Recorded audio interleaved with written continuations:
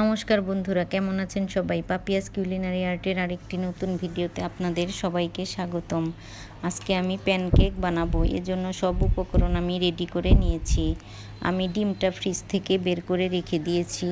এবার নিয়ে নিয়েছি 1 চামচ বেকিং পাউডার। অবশ্য প্যানকেকটা বানাতে বেকিং পাউডারটা একটু বেশি লাগে। আমি নিয়ে নিয়েছি 1 কাপ ময়দা, 1 কাপ ময়দা, হাফ কাপ চিনি। আর যে কাপ দিয়ে মেপে দিয়েছি সেই কাপেরই 4 ভাগের 1 ভাগ সয়াবিন তেল। আর আমি নিয়ে নিয়েছি 1 কাপের অল্প একটু কম দুধ, লিকুইড দুধ। আর লিকুইড দুধটা অবশ্যই নর্মাল তাপমাত্রার হতে হবে। ডিমটা ভেঙে নিয়েছি আর ডিমটার মধ্যে দিয়ে দিচ্ছি চিনি। আমি একবারে চিনিটা দিচ্ছি না, বারবার করে চিনিটা দিয়ে আমি খুব ভালো করে একটা হ্যান্ড বিটার দিয়ে বিট করে নিব। আর চিনিটা গলে যাওয়া পর্যন্ত বিট করব। যতক্ষণ পর্যন্ত গলে না যাবে ততক্ষণ পর্যন্ত বিট করতেই থাকব। এবার আমি দিয়ে দিলাম রান্নার সয়াবিন তেল।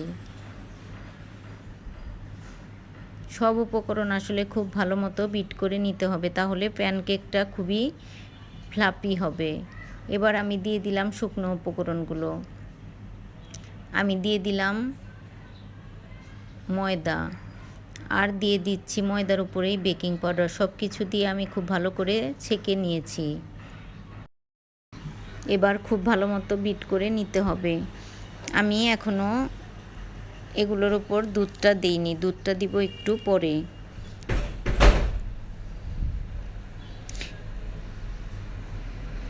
এবার একদম পারফেক্টভাবে বিট করে নিতে হবে।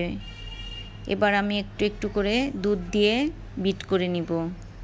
আর দুধটা অবশ্যই নর্মাল তাপমাত্রার হতে হবে। আর ডিমটা ফ্রিজে থাকলে ডিমটা যখন আমরা ব্যবহার করব তার আধ ঘন্টা আগে ফ্রিজ থেকে বের করে নিতে হবে, তাহলেই পারফেক্ট প্যানকেক তৈরি করা যাবে। এবার আমি অল্প অল্প করে দুধ দিয়ে বিট করে নিচ্ছি। এবার প্যানকেকের ব্যাটারটা প্রায়ই তৈরি হয়ে গেছে। এবার আমি চুলায় প্যানকেকগুলো তৈরি করে নিব। আর ব্যাটারের ঘনত্বটা দেখেই বুঝতে পারছেন যে কেমন ঘন করে আমি ব্যাটারটা তৈরি করেছি। এরকম করে ব্যাটার তৈরি করে প্যানকেক বানালে একদম পারফেক্ট প্যানকেক তৈরি হবে। এবার আমি একটা তাওয়া বসিয়ে দিয়েছি, আর তাওয়াটা গরম হয়ে গেলে আমি একটু তেল দিয়ে তাওয়াটা মুছে নিব। তারপর একটা গোল চামিচ দিয়ে আমি ব্যাটার দিয়ে দিচ্ছি। প্যানকেক বানানোর জন্য আমি ব্যাটারটা দিয়ে দিলাম। দেখুন বন্ধুরা, এরকম হলেই উল্টিয়ে দিতে হবে।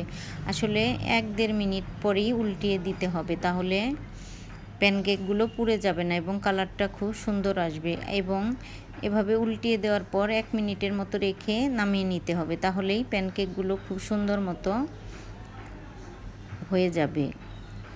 এভাবে করে আমি সবগুলো প্যানকেক তৈরি করে নিচ্ছি। আর মাঝে মাঝে একটু তেল দিয়ে মুছে নিলেই হবে। অবশ্য প্রতিটার পর তেল দিয়ে মোছার দরকার নেই, 3-4টা ভাজার পর একটু মুছে নিলেই প্যানকেকগুলো খুব সুন্দর মতো উঠে আসবে। আর চারপাশে এরকম হলেই প্যানকেকগুলো উল্টিয়ে দিতে হবে। তো বন্ধুরা, খুব সহজেই তৈরি হয়ে গেল আমার এই প্যানকেক। তো বন্ধুরা, যদি আপনারাও বাসায় খুব সহজে প্যানকেক তৈরি করে নিতে চান, তবে আমার এই রেসিপি ফলো করে বানিয়ে দেখতে পারেন। খুব সহজেই তৈরি হয়ে যাবে এত সুন্দর এই প্যানকেক। আমার ভিডিওটা যদি ভালো লাগে তবে অবশ্যই জানাবেন, লাইক কমেন্ট শেয়ার করবেন। যদি ভালো লাগে আমার ইউটিউব চ্যানেলটি সাবস্ক্রাইব করার অনুরোধ রইল। আর যারা ফেসবুক থেকে দেখছেন তাদেরকে অনুরোধ রইল আমার ফেসবুক পেজটি ফলো করার। দেখুন বন্ধুরা, কতটা নরম হয়েছে প্যানকেকগুলো, আর খেতেও দারুণ হয়েছে।